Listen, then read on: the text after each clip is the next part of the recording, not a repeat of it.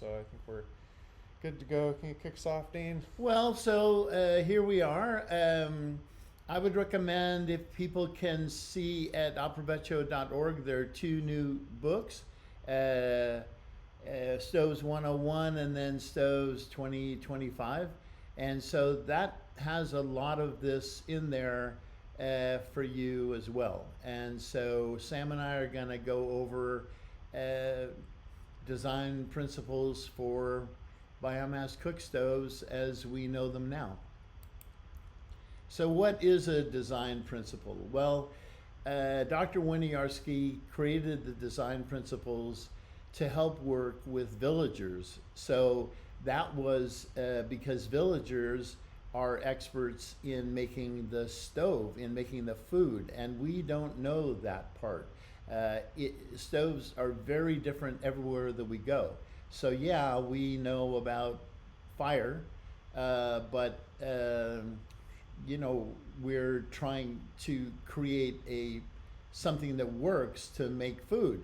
And so these design principles were that the women work with us, the cooks, to evolve the successful cooking apparatus. And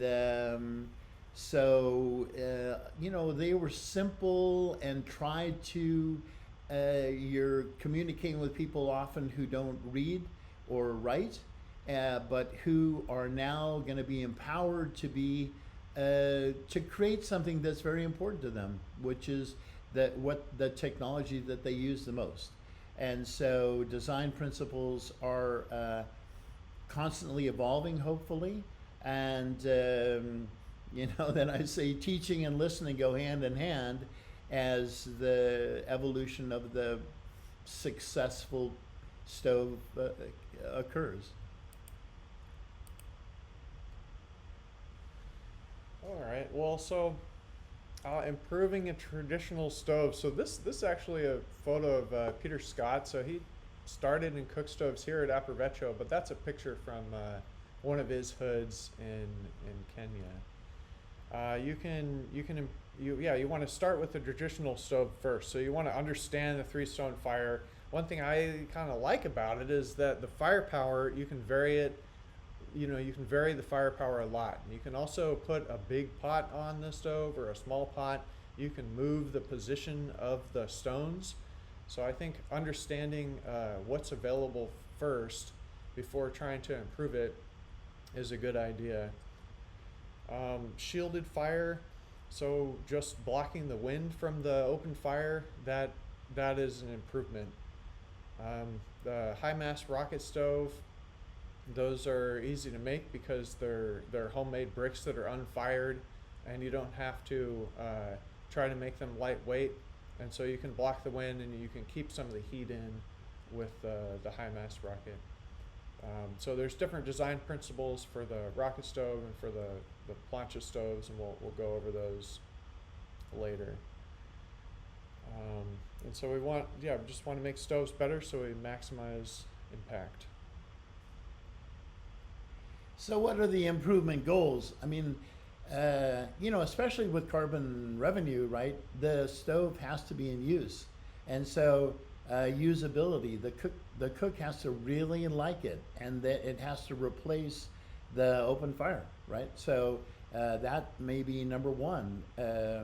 Safety, burns terrible, and you know, the smoke and everything like that. So you're trying to look at that as well. The impact. None of this makes sense if you're selling 10 of them, right? The goal is to actually, you know, impact. And so we're now really trying to sell stoves, improve stoves at market price. That's, then you don't need carbon revenue, right? That would be the goal. Carbon is based on thermal efficiency, so that's what people are looking at the most. And so you're going to be asked to get that over 40% in every stove that you make now. manufacturability, it changes everywhere you go. And then protecting health and climate. That's not in carbon right now, but it is a big concern, of course, for everyone. That's half of why we're doing this. And so those things together go into a really successful stove. So impact, yeah, impact is really important. Like Dean was saying, if you just make 10 really good stoves, but nobody uses them, or you make a lot of, stoves and you try really hard, but nobody uses them, you still don't generate any impact. And we have a lot of experience doing both. So that's really the point is, it's not just about having one great stove. You also have to have a lot of stoves that are used well. And so the way to make sure that the stove is used by the people is to involve the people from the beginning. So have an idea of what they want, and then pass that idea by the people in a focus group, and then try it in the lab and build it in the lab, and then let the people actually use it and iterate on it with you. And so it's just important to recognize that if you make something that nobody uses, you're not going to make a difference. Okay, open fire. The thing with the open fire is that when Tammy Bond got 30% thermal efficiency in her lab for the open fire, that was quite a challenge to everybody, right? Because it's hard to get 30% thermal efficiency in the stove. And she showed that with careful tending, small flames, no wind, that actually the open fire can do pretty well. On the other hand, when you see open fires like the one in the photo, that's really bad, because obviously you're using way too much fuel. The flame is blasting all around the pot if it's in the wind, and that the open fire always makes a lot of smoke. But we have to remember that the open fire is actually a strong opponent, right? Yeah. It's not easy to make a stove better than the open fire. And when people go, gosh, people are going back and using the open fire, it's like, well, yeah, that's because it's faster than the stove you gave them. So of course they are. Yeah, and so in this picture, like Dean was saying, it's just those flames are really big, and so you're losing a lot of energy to the sides and even above the pot and below the pot. But the very small fire underneath a big pot, that's where the efficiency comes from. And when the pot is very low and close to the flames, we've definitely seen an increase in efficiency. So there really is a range in efficiency that you can get from the open fire.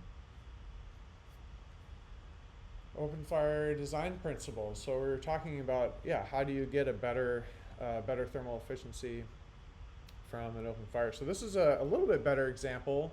I guess it's, you still have a problem. So the good thing about this is the pot is close to those coals.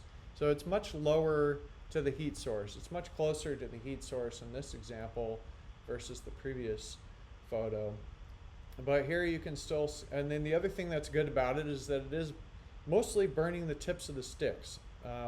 So there's you can see the flame off to the left and kind of in the foreground of the photo, and so that's just losing heat. That's not close to the pot. It needs to be underneath the pot. But the rest of the sticks are all underneath the pot. So that's those are really key points. Is burning the tips of the sticks, and you can do that in an open fire. Having the pot close to the fire, you can do that in an open fire. You can have a larger diameter pot to expose more surface area to the fire. That's something you can do in an open fire. You can use dry wood in an open fire. So that's definitely something to keep in mind. Is the first thing to do is make sure that the wood is cut and dried in the season before trying to use it. So that's applicable all over the world. Okay, shielded fire. So a shielded fire is what Sam Baldwin said, okay, that's what I'm going to do in 1987 in West Africa. And he was like, well, if we force the gases to hit the bottom and then the sides of the pot, especially in a narrow gap, that will double the surface area. Both the bottom and the sides are exposed to the, and getting the hot gases close to the pot really is the secret in good heat transfer. And so you can see in this photo, this is a very simple, it's a piece of sheet metal that creates that small gap. We now use 6 mm or 7 mm gap. And so this is probably my favorite stove if you don't care about smoke. This is 45% thermal efficiency, and that can be either with lightweight mud or with sheet metal, but sheet metal is a lot better because the mass doesn't absorb the heat.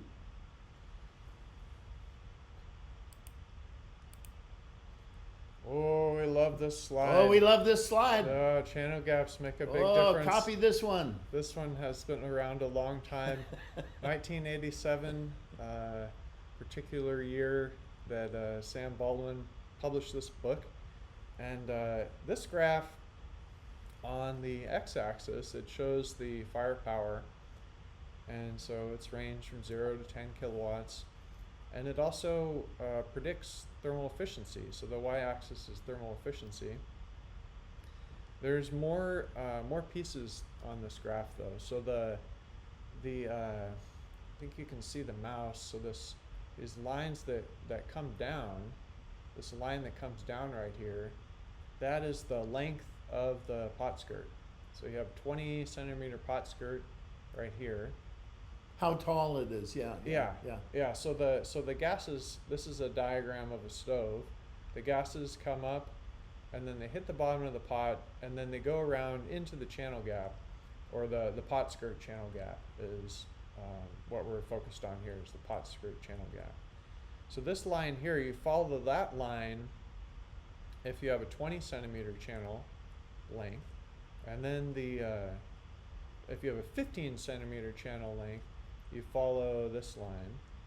And then if you want to predict thermal efficiency and you have an 8 millimeter gap width, so this distance here, you go to the intersection. So for a 20 centimeter length and an 8 millimeter gap, you're right at this intersection point and you go over to 41%.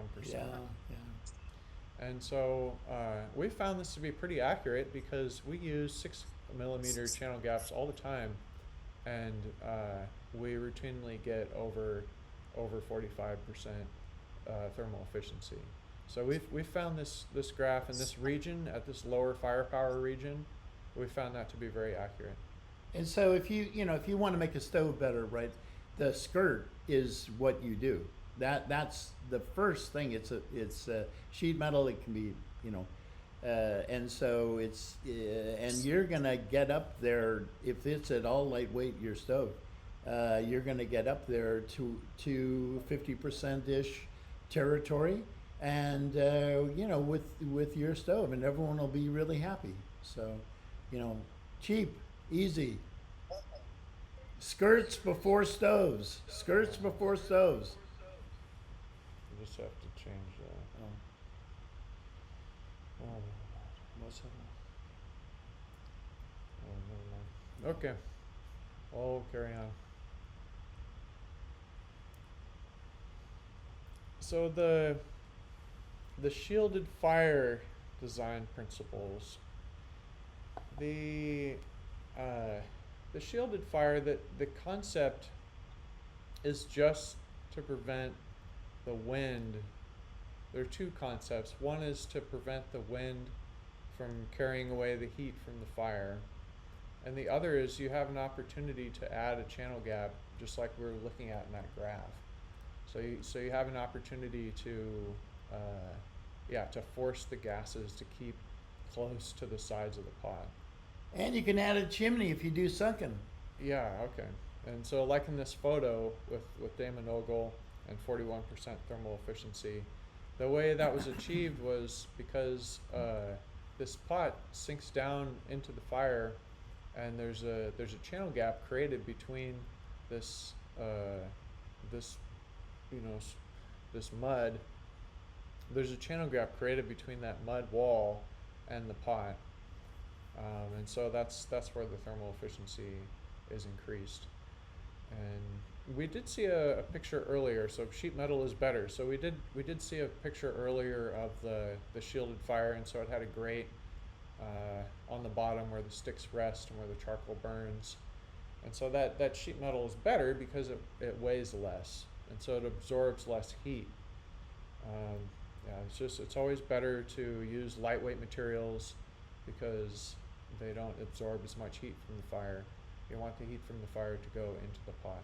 And then just to say, using a chimney, ISO 19867 gives you 5.5, right, for CO and PM. Basically, if you're not spilling, if it's going up the chimney and not going into the room. And so here's an opportunity to, get great scores by adding a chimney. That's why they did that. Okay. Oh. This is me or this is you? Well, I can. So You we go. have You go. just the high mass rocket stoves. So we wanted to show what happens if you make a stove that's too heavy. And so this data was, so from 2007, and USAID, 3 studies in Africa. So I mean, pretty well proven right here. Look at those averages. yeah. So you have the low thermal efficiency, 9%, 6.5% from this Lorena 2.2 pot stove. So that Lorena stove is the story we tell from Aprovecho, where that was the first big project that was done. People here are still making them. quite a long time ago, and the benefit from that is that you can put a chimney on it, and so you carry the smoke Yeah. away, Yeah. and you can prevent people from burning themselves from the Yeah. fire. If it was lightweight, it would be a good stove. Yeah, and you can have a benefit if the pot's sunken down inside, but if it's just sitting on top and there's all this mass, so that's kind of. But Sam, the 6 brick was our next project, and we made 100,000 of those.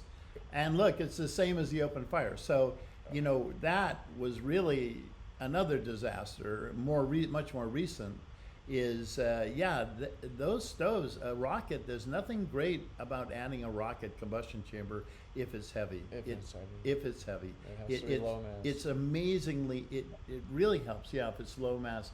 But just like, no, you can't just make these heavy stoves and say it's a rocket stove, aren't we great? Because people will just use the open fire. It'll be faster. It's the same anyway. It's free. Me? Okay, so that's why if you're gonna make a combustion chamber, and it's very hard, it has to float on water, right? To really be better than the open fire, a rocket. Lighter is much better. Why? Because the hot gases from the fire, you need that to get good heat transfer and good combustion efficiency. So you need high temperatures, like we say 850 C now, which is very, very high. It's very hard to get that. If you have any mass at all, you're not going to get that high. And so the way that you get high heat transfer efficiency is you need those really hot gases to go as close to the pot as possible without reducing their speed. And then for combustion efficiency, no smoke, right? You need something like, here's a design principle, and this is a rule of thumb, right? And Larry said, rule of thumb, it's wrong, but it works anyway, okay? Requires 850 C, really good mixing, at least 0.2 seconds of a metered amount of wood, gas, air, flame to have enough resonance time at 850 C with great mixing, with the right amount of air to burn up. And so here is a design principle that we I think is fairly accurate. Oh, evolution in the field. So this is an example of how taking the rocket stove design principle, where the stove, we had the idea that it should be tall, which is still true. So Residence time, sure, it makes sense. residence Yeah. time, preventing the smoke from hitting the bottom of the pot, preventing the flames from hitting the bottom of the Yeah, pot. for sure. That's a good idea, but the problem with that is it makes it less efficient. You It have to- wouldn't boil water. yeah, you have to have really good insulation. If you don't, then the heat gets lost into the walls of the stove. And so there was a project in 2004 at ARC, funded by the Shell Foundation, where going to 18 villages in southern India, and one of the main outcomes was just making the stove shorter, because finding that it's more efficient that way. And They it als- was the women yelling at us going, this thing is terrible. It has to be short so that it'll cook our food. Yeah, and I think they made the door bigger to be able to fit the chapati bread Yeah. inside. Yeah. So those were two main outcomes where the people influenced the design, and then that went back to SSM to make millions of them. And now everybody, Burn and Environment and Energy Africa and everybody is making the same stove, which is great. And so it surprised us that it was the cooks who did that, not us, right? They were the smart people. They knew how to make the stove, and we learned with them how to make the stove that went viral. Oh, plancha stoves with chimneys. Yay. So these are a class of stove that has this large cooking surface, and so you still have a combustion chamber where the wood goes in, and you need to make that low mass. So you can have thin refractory ceramic tiles to make that low mass combustion chamber, and you can surround those tiles with wood ash. And so that wood ash, if it's not packed in, it just has to be poured in, will be a low mass insulation to keep the combustion chamber hot. So then in that stove, in this type of stove, the gases, they go up the combustion chamber, and then they go along the cooking surface in a channel gap, and then they go into the chimney. So these stoves are really nice because you have a chimney, so they carry the smoke out of the kitchen, and you can people, be safe. This is how we started. This is 1998. So this was our first real, working for NGO, for funders, and so this probably 1 million of these have been made. This is a rocket stove, and so people are continuing, and so they make tortillas. So they have to use a griddle, and so it's no good for boiling water, but it's great for making tortillas. And so now we're going to show you. Yeah, so this, as it is like that, it's the efficiency is not very high, because the one we were just looking at, the pot sits up on top of the griddle, and it's harder for the heat to transfer through that piece of metal. And again, that gap, right, where we have a long, like you were saying, 20, centimeter length, right? Well, here we have a long length. We have that 6 mm gap, and so then you're at 45-50% thermal efficiency, and then when you take it out, you can still make tortillas on top on a comal. So this is what we're making now, and trying to see. Now the women have to tear it apart and try to make it work. So that's the next phase.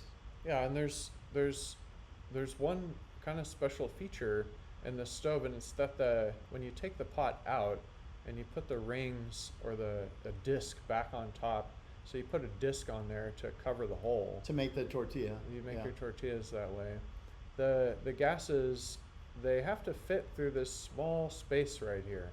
So that's another 6 mm channel that force the gases to hit the plancha before they exit that channel. Right. There's only a small amount can fit through this small gap right here. So just the difference between the skirt and the planchas, that's only 6 And millimeters. Sam did that, and what that does is that helps get the comal hot, right? Yeah. And it's called a manifold. So Larry called that a manifold, where it evens the flow out all around. It evens it all around. It doesn't just go to the Yeah. chimney. If you make this distance, if you make the distance between that big. channel gap Yeah. and the plancha, if you make that too big, the gases will just go straight back. Right. They'll go So, straight back. But if you have a very small opening around Yeah. the whole pot, then the gases but they have to go around the whole right, pot. but not too small, because obviously you want to keep the velocity constant, right? So this is something that you engineer. Yeah, we're actually working on a little design notebook for how to design that. So we'll get that on the website soon. We better keep going, Sam. Okay, so here's the dream, right? You got a chimney. Okay, great. Here's protecting health.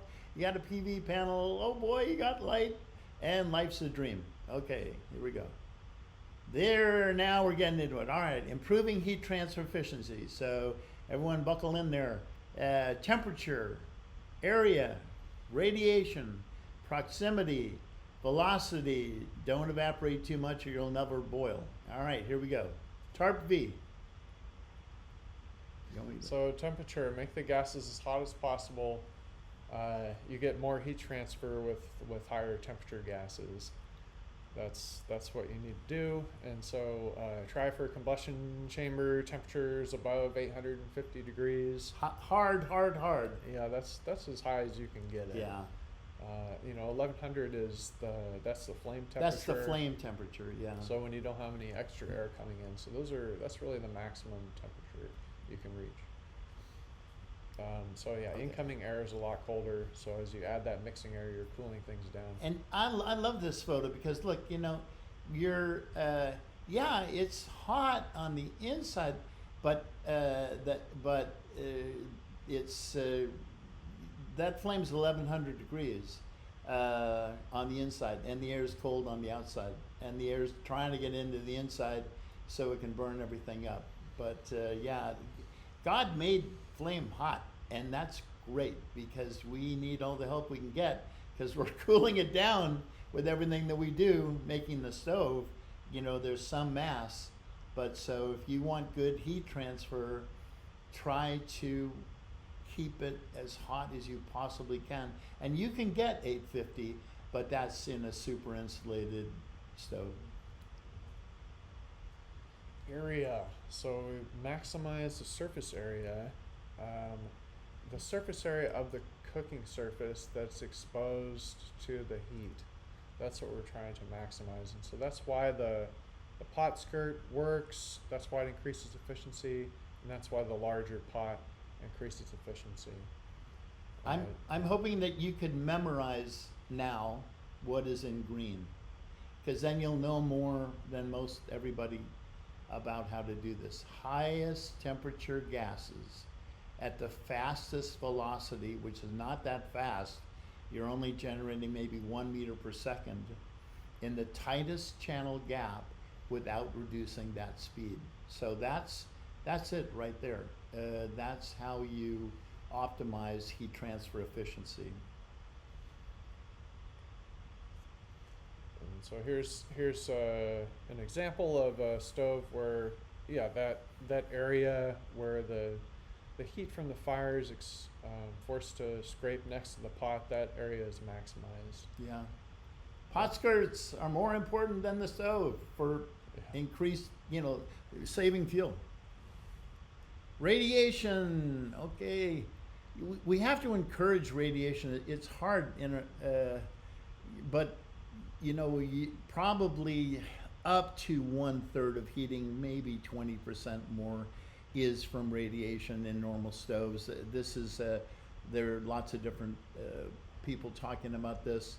So basically, you move the fire as close to the pot or the surface to be heated as you can, without increasing the emissions.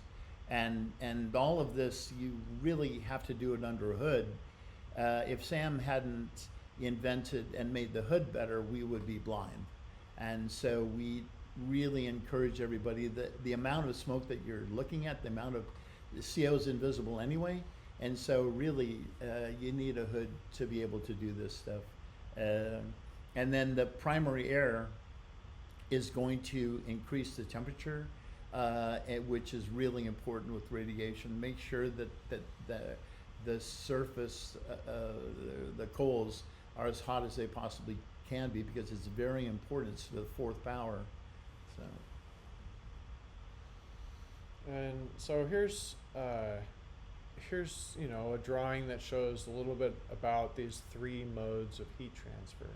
So we were talking about radiation, and just the way you can feel that is if you put your hands to the side of the fire, you'll only be feeling the radiation. If you put your hands above the fire, you're feeling the convection, which is the heat from the gases touching your skin. Right. You'll feel the heat from the convection and the radiation at the same time, and it's much hotter. You'll find that you can stand next to the fire, but you can't stand above it. Right. And so then the conduction is the last mode, and that's where you're not feeling any radiation over here. You're not feeling any gases touching your skin, but you have this iron rod that's in the heat, and it's the heat's transferring through that, and then you're feeling So you're feeling the convection, iron rod heat up. convection is probably 70% of the whole deal, right? And so that's why that was the big revolution that everybody started way back when, saying, yeah, we have to force the gases close to the pot to increase efficiency in a cook stove. And then the conduction is a small part, but I think we have seen examples where if the if the different parts of the stove aren't fully attached, like if there's air gaps between the separate parts, then that will prevent the heat from distributing it around the stove body. So if there's like the stove top doesn't need to be completely welded to the stove body. It kind of just needs 3 points of contact with an air gap, and that minimizes the heat transfer from the stove top into the rest of the body. Yeah. So that, I think that's a little thing that all those little things add up. Yep. Okay, so again, we're just beating this proximity, right? Make the as hot as possible gases flow as close to the surface to be heated without decreasing their velocity. So if you can, that really, and then the amazing thing is that if you double velocity, you double heat transfer. So this is generally misunderstood. People go, I have to slow it down to give it more resonance time.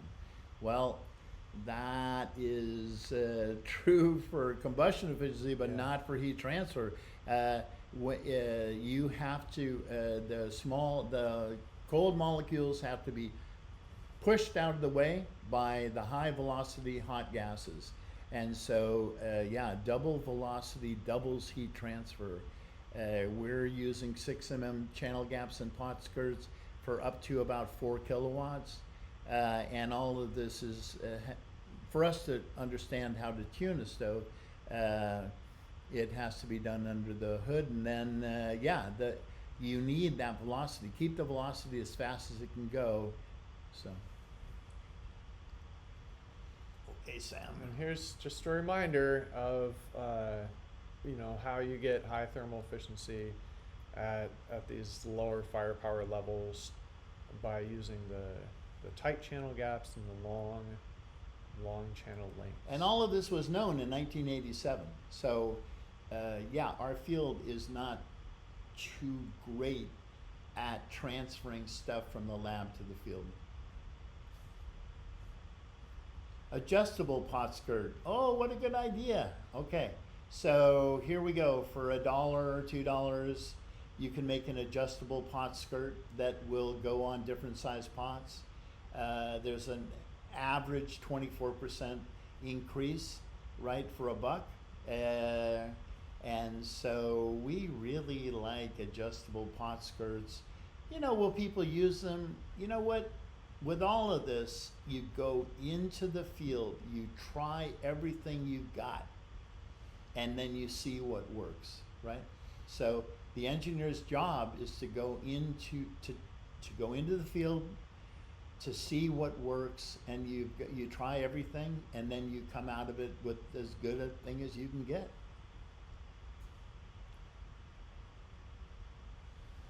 Well, so we talked about how increasing velocity increases the heat transfer. So when you have those hot gases, the higher velocity gets them closer to the bottom of the pot.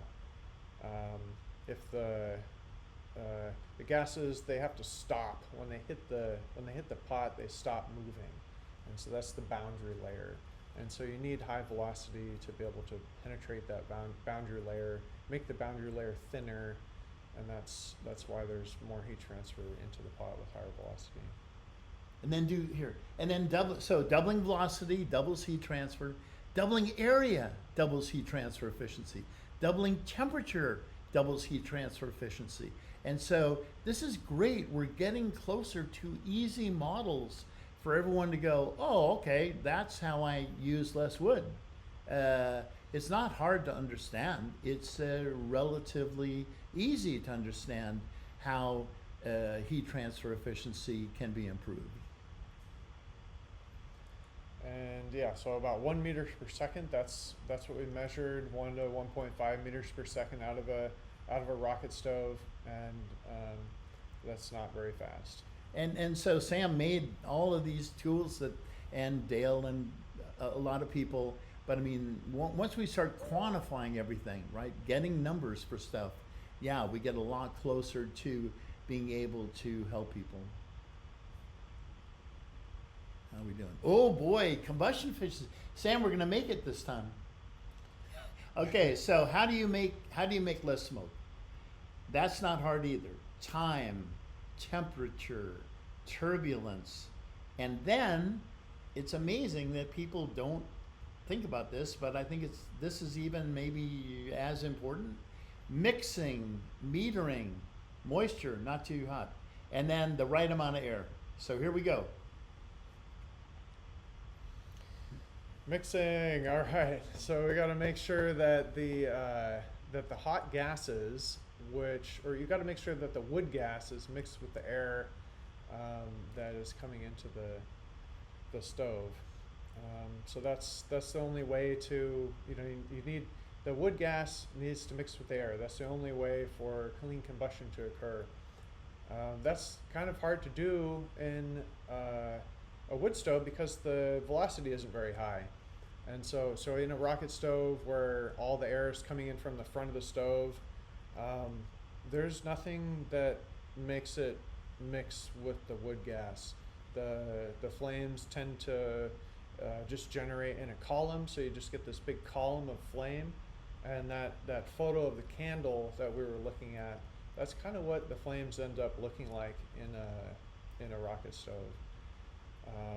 And so we've been working on making the diameter wider to increase the Reynolds number, to improve mixing a little bit in the rocket stove. With other types of stoves, it's easier to do, or with a fan, it's easier to do.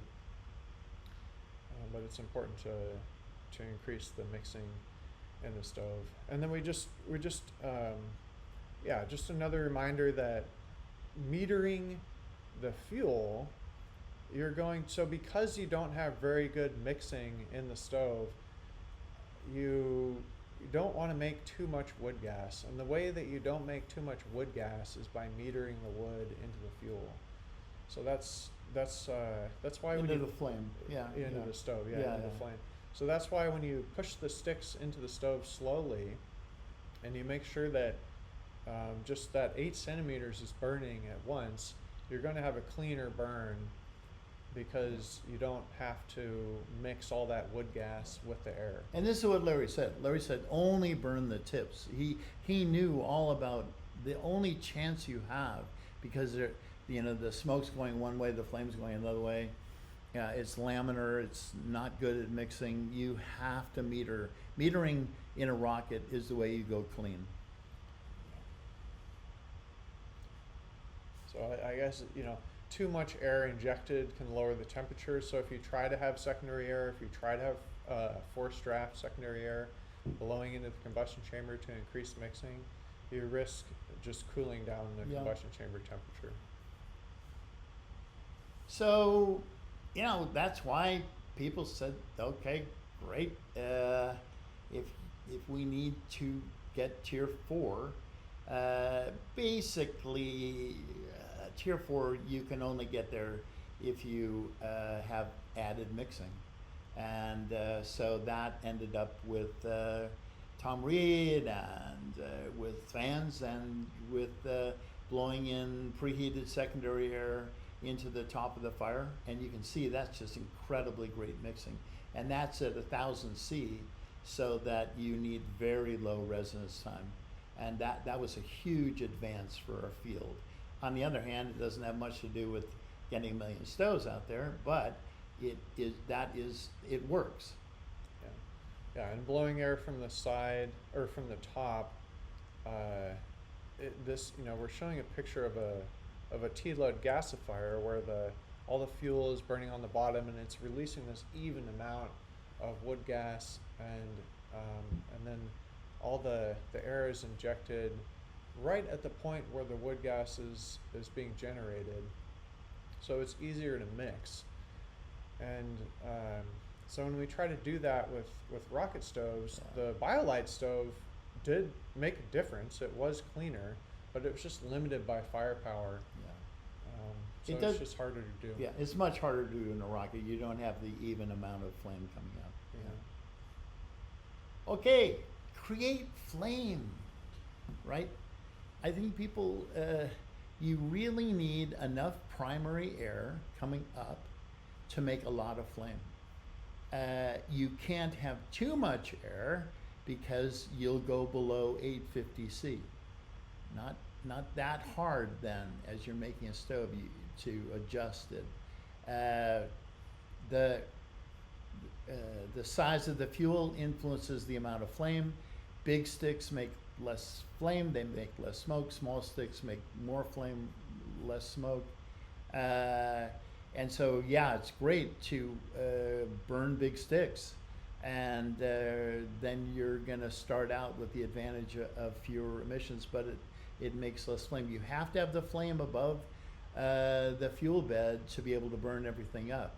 And so if you're looking at your stove and you're going, wow, very lazy, no flame, big holes between the flame, you're going like, okay, well, the smoke can go in the holes, and I'm not going to burn it all up. And then once it turns to charcoal, the charcoal doesn't make flame as much, much less.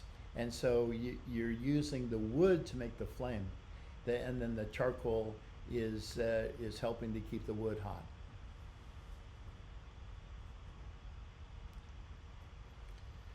So charcoal doesn't make flame. So that's what's great about charcoal stoves, and that's what's great about wood stoves that just don't. So that's what's great about wood stoves, that when you're burning the tips of the sticks and when you're just burning a small length of the stick, that's the wood gas is being generated, and smoke is wood gas. The emissions that you breathe and that are dangerous, that's the same thing as the wood gas that comes out of the stick. And so once you make charcoal, all that wood gas is gone. All the emissions that are dangerous are gone. And so that's why charcoal stoves don't make particulate smoke. matter, and that's why if you're only burning the tip of the stick and you have a controlled flame size, you're not making too much wood gas. And the problem with charcoal is that because there's a lot less flame, you can just get horrible amounts of CO that aren't burned up because there isn't anything there isn't flame above this charcoal bed to burn up the CO. And so it's a mixture, it's a compromise. Yeah. Oh boy, metering. So good old Larry, only burn the end of the stick. Only put the amount of wood gas into the combustion chamber that'll burn up. And so that was his rule number 7. And so You need 850C. You know, if you, yeah, it's hard. You need 0.2 seconds of residence time.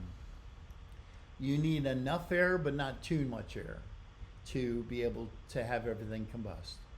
And so I think that in terms of a teaching design principle, metering is the most important component of clean combustion. That's what you can control. How much you push that stick in there is how much the thing's going to smoke. And so, and everybody knows this. The cooks, if they don't want to make smoke, they are not going to make very much smoke because they're going to burn the tips. And so if they want to go fast and they don't care about smoke, yeah, they'll just push everything in there. When we're trying to get tier 4, we end up very dependent on metering. So that's what this stove is built around. And so it just, the depth of the combustion chamber is 8 centimeters. This distance right here is 8 centimeters. So it means that the hot zone, the hot combustion chamber, it's heating the sticks, and so that's where the flame's coming from. That's where the wood gas is being generated, is the amount of volume, the length of the stick that's being exposed to heat. The cold air comes in from the side of the stove, and this part of the stick is not hot, and so that's why it doesn't burst into flames, and that's why it doesn't create wood gas. Good. So this stove is just balanced where the amount of air that you need is matched to burn the amount of wood gas that's generated. Yeah. And like Dean was saying, if you burn the tips of the sticks, you'll have lower firepower. But this is an example of a stove that, I guess we don't show the time to boil in this graph, but this is an example of a stove that, because the heat transfer is so high, Good idea. because the pot is sunken down in the stove and the channel gap is narrow, you don't need a high firepower to get that fast boiling. Good old Sam. Yeah, see, if you start with great heat transfer, you can have lower firepower and still boil in 25 minutes. So that would be a great rocket stove. You have to start with good heat transfer efficiency. Yeah, and then I'll just say, you know, that the height of the stick above the charcoal is really important too, because if it's too high, the stick won't be heated by the charcoal and it'll want to go out. And so you have to make a compromise. And now we're further down than in this drawing. We're probably more like an inch and a half to just make sure that charcoal is really keeping that stick going. But on the other hand, you know, you need to have enough air, you need to have enough room so it doesn't choke itself out. This drawing and this data and the dimensions are in the 2016 book on our website, Clean Burning Biomass Cookstoves. Yeah, all this, yeah, oh yeah. Okay, now what are we doing? Ooh, so there's good old Kirk with his T-lid, and so he is going, how much wood gas can I make to cleanly burn it? And Sam, can you show them the lever there, that his lever? Yeah, right see here. that? You see all those gradations on there? That is how much you have to be able to precisely control the primary air. It is amazing. You know what? Little change and you're making smoke. A little less air, you're not making any smoke. And so T-LUDs are great because you can really precisely control the rate of reaction. How fast is the wood becoming gas? Just a little more here. So moisture content of the wood.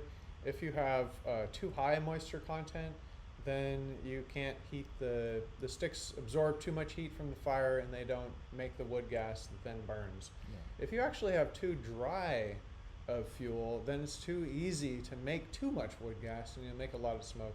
You make a hot fire and it'll be more efficient and it'll be easier to start, but you'll tend to make more smoke because it's too hard to control the amount of wood gas that's being generated.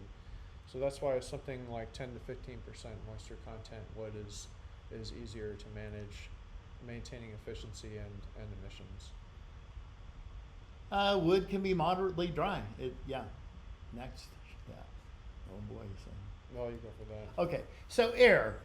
Okay. I would say this is a very controversial subject. People want to know exactly 1.6, 1.2, air fuel ratio, and I'm like, well, let's not worry about that. What you need to do is you need to have enough air in there so everything will combust, but not too much so it gets cold. And so the way that we do that is under the hood. And so that's, we're just going to say it again because it's important, right? That, right, 850C, this is from the literature, right? This is not making this up. This is, okay, they're saying 900. I mean, when you ask Tom Miles, he goes 1,000 you need for 0.5 seconds in his big industrial stuff. That's the law in Europe, is 1,000 C for 0.5 seconds to really, make sure that you're doing good in industry. And so anyway, really as hot as you can, for as long as you can, with enough air to burn it up, but not too much so it doesn't get cold. And Sam wants me to, I just put this in here for a little, you don't want too much air. And so the reason I put this in here is people add these silly secondary air holes in rocket stoves. Just blasting all the air, the and flames off the tree. And they're thinking, right, but I mean, they're thinking that that's helping. Larry was like, nah, there's already that big door, there's already enough air going in there. You just don't make it cold. That's not helping anything. There's nothing magic about secondary air. You can see that you can add way too much air. Yeah, so the wind is blowing the flames off of the burning tree, the charcoal. So you can do the same thing in a cook stove. You can carry the flames away from the charcoal and cool the whole thing down. And then I would just say again, Larry was like, don't add secondary air holes to a rocket. We also, you're not getting enough velocity for it to do added mixing. It's the idea, sure, but you probably don't need it. Thank you. Okay, thanks everybody. Thank you very much. Have any questions for however long we want to stay and answer some questions? Okay, Camille, go ahead. Okay, thank you very much. It was an excellent presentation. Sam and Dean, we have really got good insight on how to design and how to make experiments. Just currently now we are working on testing of institutional stoves, and then we were worried about the height of the chimney. So yes, it will be clean, but what kind of guidance could be given to have the height of the chimney? Because if the height of the chimney is very high, it will suck out the fire that is useful. So what kind of guidance do you have? Well, I think there's a few options. One is the chimney needs to be tall enough to carry the smoke away from the people. That's its job. If it's not tall enough to, like if it doesn't go through the roof, or if it goes up along the side of the building, and it's not tall enough to it'll bring the smoke out of the room. So that's the first priority, is making this chimney tall enough to bring the smoke out of the room. But then the second priority is, once the smoke is outside, the chimney needs to be tall enough to carry it away from the height of the people. Yeah. And so that's dependent on the buildings around it. If the chimney's too tall, you'll just notice that the flames get sucked into the stove too fast. And so you can put a damper in the chimney if you have to make a tall. Well, and I would say, look, or you can make smaller. There isn't channel such.